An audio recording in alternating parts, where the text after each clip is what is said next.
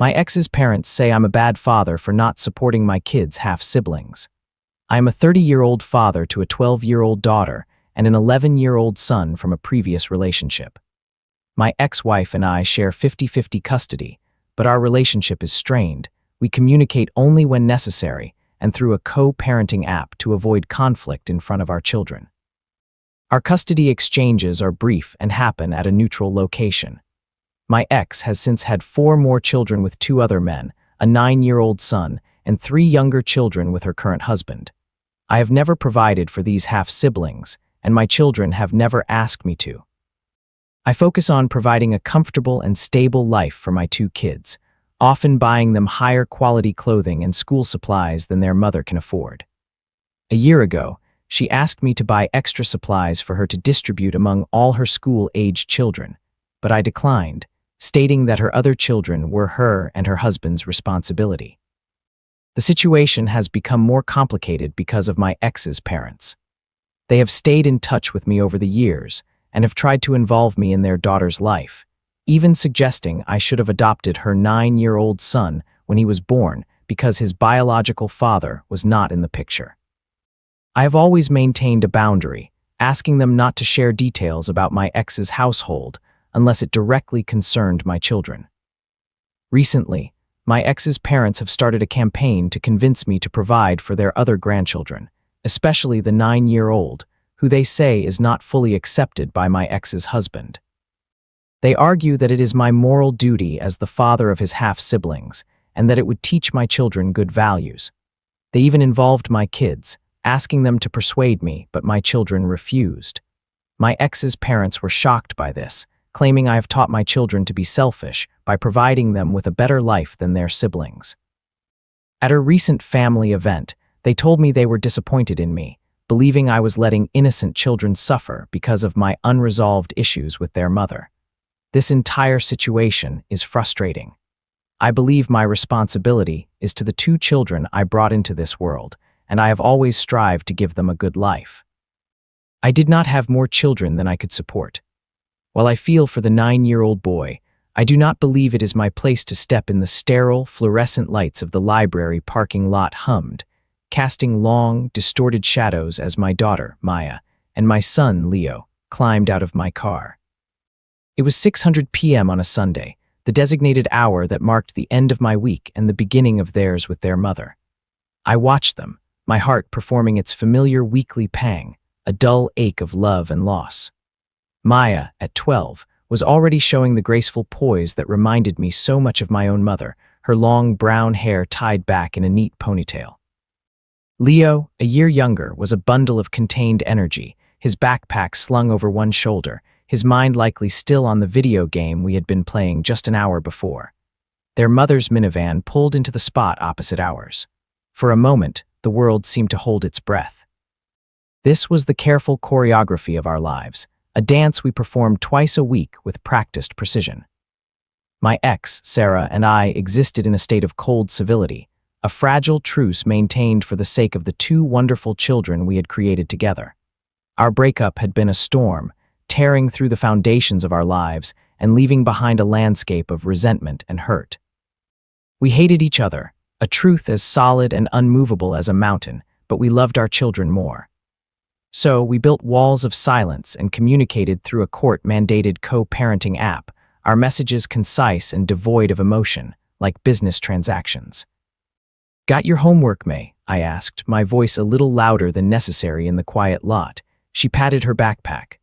"All done. The science project is in the trunk," I nodded, giving her a small smile. I got out and opened the trunk, pulling out the diorama of the solar system we had spent the weekend building. It was a masterpiece of styrofoam balls and glitter glue, and I felt a surge of pride.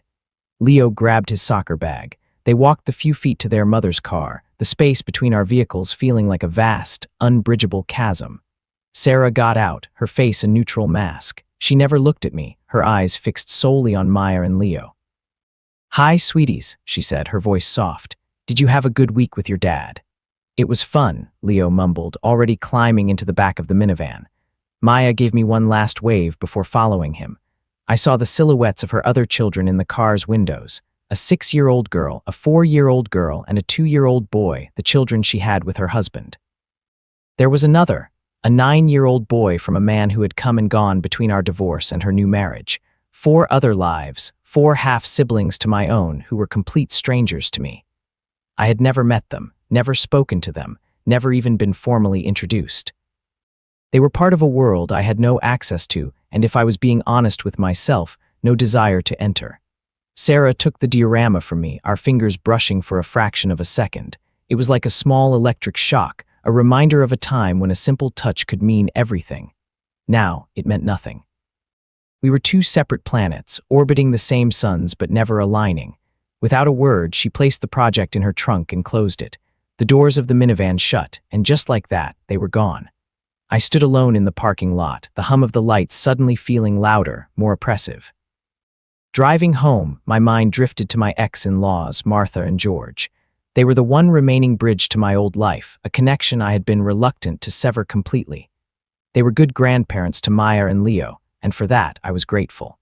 But their loyalty was complicated, split between their daughter and the man she had once loved. In the early days after our separation, they had been a source of comfort, a familiar shore in a sea of uncertainty. But over the years, their involvement had become a source of stress. I remembered a phone call from Martha about 8 years ago, not long after her grandson, Daniel, was born. He was the 9-year-old now. His biological father had disappeared, leaving Sarah a single mother to 3 children. My divorce from her was still fresh, the wounds still raw. "James," Martha had said, her voice laced with a hopeful tremor. "We were thinking you're such a good father to Maya and Leo, and little Daniel, he has no one. Sarah is struggling." I knew what she was hinting at. The suggestion hung in the air between us, heavy and unspoken. She wanted me to step in, to be a father to a child that was not mine, to clean up a mess I had not made. I felt a cold knot form in my stomach. "Martha," I had said, my voice firm but gentle, "my focus is on my children. I can't take on anything more." I had ignored the hints that followed, and eventually, they stopped. But the conversation had planted a seed of unease. They saw me not just as their grandchildren's father, but as a potential solution to their daughter's problems. They had also developed a habit of oversharing, giving me updates on Sarah's life that I did not want or need. I learned about her financial struggles, her arguments with her new husband, and the difficult dynamics within their blended family. Finally, I had to put a stop to it. "Martha, George," I had told them over coffee one afternoon, "I appreciate you keeping me in the loop, but I only need to know things that directly affect Maya and Leo. The rest, it's not my business." They had seemed to understand, but one piece of information they shared had stuck with me. They told me that Sarah's husband, a man named Mark, did not accept Daniel. He provided for his own 3 children, but Daniel was treated as an outsider in his own home. This boy, through no fault of his own, was caught in the crossfire of adult mistakes. And now, that very argument was being turned on me. The idea that I, the ex-husband, should be the one to fill the void left by 2 other men was beginning to take root in their minds, and it was a notion that filled me with a deep and frustrating dread. My responsibility was clear. It was to Maya and Leo. I had built a life for us, a comfortable, stable existence where they wanted for nothing. That was my job, my sole focus. And I would not let anyone, not even their grandparents, guilt me into taking on a burden that was never mine to carry. The back-to-school shopping trip had become an annual ritual for me and the kids. It was one of the few times I felt like a normal dad navigating crowded aisles with a shopping cart and a list. For me, it was more than just buying pencils and notebooks. It was an act of love, a tangible way to show Maya and Leo that I was invested in every part of their lives. It was also a quiet rebellion against the circumstances of our split. I knew that Sarah often struggled financially. Her husband, Mark, worked a blue-collar job with inconsistent hours, and supporting a family of 6 was a heavy burden. The clothes and supplies she bought were often from discount stores, functional but lacking the quality and durability I could afford. "Dad, can I get this one?" Maya asked, holding up a sturdy, stylish backpack in her favorite shade of teal.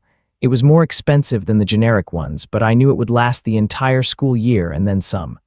"Of course, sweetie," I said with a smile. "Put it in the cart." Leo was less interested in style and more in function. He meticulously compared different binders, choosing one with reinforced edges and extra pockets. We filled the cart with high-quality pens that wrote smoothly, thick notebooks with perforated pages, and a seemingly endless supply of other scholastic necessities. I never skimped. I wanted them to have the best tools for their education, to walk into their classrooms feeling prepared and confident. Most of the supplies would stay at school in their desks or lockers, a fact I was quietly grateful for. It meant they would not be taken and redistributed once they got to their mom's house. That thought was not born from paranoia, but from experience.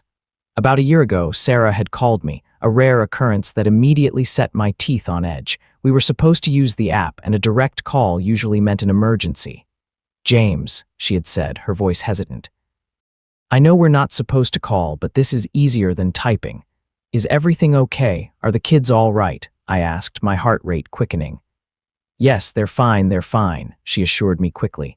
"It's about school supplies. I was wondering, since you're buying stuff for Maya and Leo anyway, could you maybe pick up some extra things? For Daniel and the girls too, it would help me out so much." The request landed like a stone in my gut. It was not just the asking, but the assumption behind it, that my resources were somehow communal property, available to solve her problems. I thought of her husband, Mark. Where was he in this equation? "Sarah," I said, my voice colder than I intended, "I am your ex-husband for a reason. I provide for our kids. It's on you and your husband to provide for your kids. That's how this works." The silence on the other end of the line was heavy with unspoken anger and disappointment. "Fine," she finally clipped out, and the line went dead. The incident had created a new layer of frost between us, but it had also solidified my resolve. My financial and emotional resources were for Maya and Leo. I had not had more children than I could properly care for, and I prided myself on the comfortable life we had built. We were not wealthy by any means, but we were secure. We took vacations, went to movies, and they had the latest gaming consoles. They had more than enough, and I worked hard to make sure of it. This stance, however, was becoming increasingly unpopular with Martha and George. My contact with them had dwindled over the last few months, the warm, friendly phone calls replaced by a tense and purposeful campaign. They had appointed themselves advocates for their other grandchildren, and I was their primary target. The phone rang one Tuesday evening. It was George. His voice, usually so jovial, was serious. "James, we need to talk." "What's wrong, George?" I asked, bracing myself. "It's about the children," he said, using the plural in a way that I knew included all 6 of them. "Martha and I are worried. We see the difference, James. We see what Maya and Leo have, and then we see what the others have. Especially Daniel. It's not right." I sighed, rubbing my temples. "George, we've been over this. Daniel is not my son. I feel for the boy, I really do, but his situation is not my responsibility." "But he's your children's brother," he insisted, his voice rising. "Doesn't that mean anything to you?" A good man, a good father, would want to make sure all the children in his kids' lives are taken care of. It would teach Maya and Leo such good values. Right now, they don't even seem to care that they have so much more than their siblings. The accusation stung. He was not just questioning my actions, he was questioning my character, my very essence as a father. He was implying that I was raising my children to be selfish and uncaring. "What are you talking about?" I asked, my voice sharp. "Martha was talking to them last week," he admitted. "She asked them if they ever felt bad having new clothes and fancy gadgets when their brother and sisters didn't. She asked if they would be willing to ask you to get things they could all share." A hot wave of anger washed over me. "You did what? You involved my kids in this. How dare you put them in the middle of it, George? That is completely out of line." "They should be doing it themselves," he retorted, his voice filled with a self-righteous indignation. "We were shocked, James, truly shocked." They told her no. "They said they look out for each other, for Maya and Leo, but not the others. They told us that you showed them that every time you buy them something nice, every time they come home from a vacation you took them on, you're teaching them that they are better, that the others don't matter." The words were a punch to the gut. He was twisting my love and provision for my own children into a weapon against me, painting me as a villain who was actively teaching them to be cruel. The injustice of it was suffocating. I was providing for my family. That was what a father was supposed to do. My family consisted of me, Maya, and Leo. It was not my fault that Sarah's family was a complicated, fractured entity. My children are not responsible for their mother's choices, I said, my voice trembling with rage. And neither am I. Do not ever speak to my children about this again. Is that clear? The conversation ended there, but the damage was done. The easy relationship I once had with my ex-in-laws was gone, replaced by a chasm of judgment and disappointment. They saw me as a man failing a moral test, a father who was letting innocent children down. And the worst part was, a small, nagging voice in the back of my mind wondered if they were right. The weeks following that explosive phone call with George were filled with a tense, heavy silence. My only interactions with him and Martha were at the kids' extracurricular activities, where we would exchange tight-lipped nods from opposite sides of a soccer field or a school auditorium. The warmth was gone, replaced by a palpable air of disapproval that clung to them like a shroud. They would watch me with Maya and Leo, their eyes filled with a quiet judgment that made my skin crawl. They saw me buy the kids a post-game ice cream or a new book from the school fair, and I could almost hear their thoughts. There he goes again, spoiling his own while the others go without. I tried to talk to my kids about it, to gauge how much their grandparents' words had affected them. I found them one evening in the living room, Maya reading a book and Leo focused on his tablet. I sat down on the ottoman across from them, my hands clasped nervously. "Hey guys," I started, trying to sound casual. "Can we talk for a minute about Grandma Martha and Grandpa George?" Maya looked up, her expression immediately wary. "What about them?" "Your grandpa told me that they talked to you, about asking me to buy things for your siblings at your mom's house. I just wanted to know what happened." Maya and Leo exchanged a quick, knowing glance. It was a look that said they were a team, a united front. It was a look I had fostered, a bond I had encouraged, and seeing it now filled me with both pride and a twinge of sadness for the very division it represented. "Grandma asked us if we felt bad," Maya said, her voice flat. "She said we should share more. She said we should ask you to buy Daniel a new coat because his is too small." "She said it twice," Leo added, not looking up from his screen. "The first time we just said okay. The second time Maya told her it wasn't our job to ask." I looked at my daughter, a surge of admiration rising in me. "What did you say exactly?" "I told her that you're our dad and you take care of us," she said simply, as if it were the most obvious thing in the world. "And that their mom and Mark are their parents, so they should take care of them. And I told her it was weird to ask us to do it." Her simple, profound logic was a balm to my wounded conscience. She saw the situation with a clarity that the adults around her seemed to lack. She understood boundaries. She understood that love and responsibility were not commodities to be spread thin across anyone who happened to be nearby, but were deep, focused commitments. "I'm proud of you for saying that, Maya," I said sincerely. "And I'm sorry they put you in that position." "It wasn't fair." "It's okay, Dad," she said, and then she gave me a small, reassuring smile. "We get it. We only have to look out for each other, right? Me and Leo." Her words echoed what George had accused me of teaching them. Hearing it from her mouth felt different. It was not a lesson in selfishness, but a strategy for survival in a complicated family structure. For them, each other was their anchor in a world that was split down the middle. I was their constant in one house, and their mother was their constant in another. The other children were part of a different story, one they were adjacent to but not central in. I had shown them that, not through malice, but by simply fulfilling my role as their father. The final confrontation came at the end of May, during Maya's end-of-year school band concert. The gymnasium was hot and crowded, filled with the proud, beaming faces of parents. I had saved a couple of seats, and to my surprise, Martha and George sat down right next to me. For a while, we sat in silence, the cacophony of tuning instruments filling the awkward space between us. Then, just before the lights dimmed, Martha leaned in close. "James," she whispered, her voice heavy with sorrow. "We're so disappointed in you." I turned to look at her. Her face, usually so kind, was etched with lines of genuine pain. George stared straight ahead, his jaw set in a stubborn line. "We thought you were a better man than this," she continued, her voice trembling slightly. "A better father. We always told people, our James is such a good dad. But a good father wouldn't let his children see their own siblings suffer.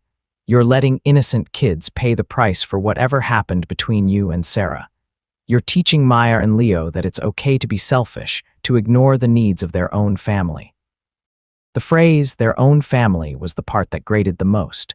My family was sitting right here in this gymnasium. Maya was on stage, nervously adjusting her flute. Leo was in the audience with me. That was my family. The other children were part of Sarah's family. It was a distinction that Martha and George refused to accept. "This has nothing to do with Sarah," I said, my voice low and firm, trying not to cause a scene. "This is about my responsibility to my children. The two children I chose to bring into this world, I provide for them. That is my job." "And what about Daniel?" George finally spoke, his voice a low rumble.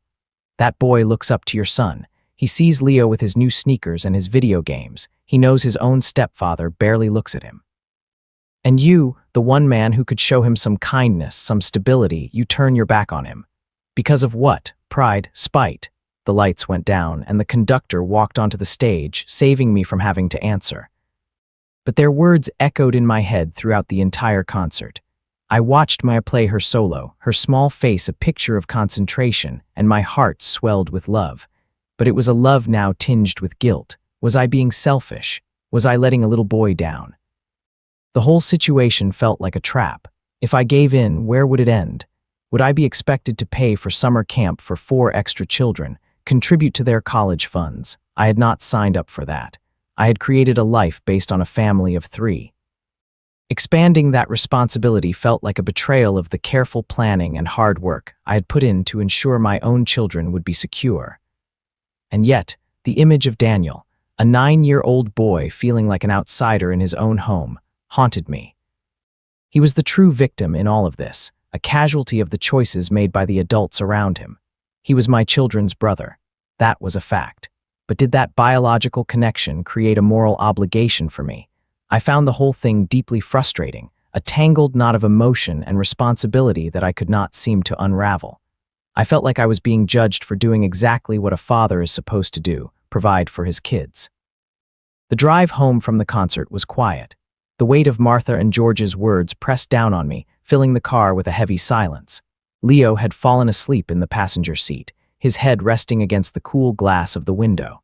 Maya was in the back, scrolling through her phone, but I could tell from her stillness that she was thinking.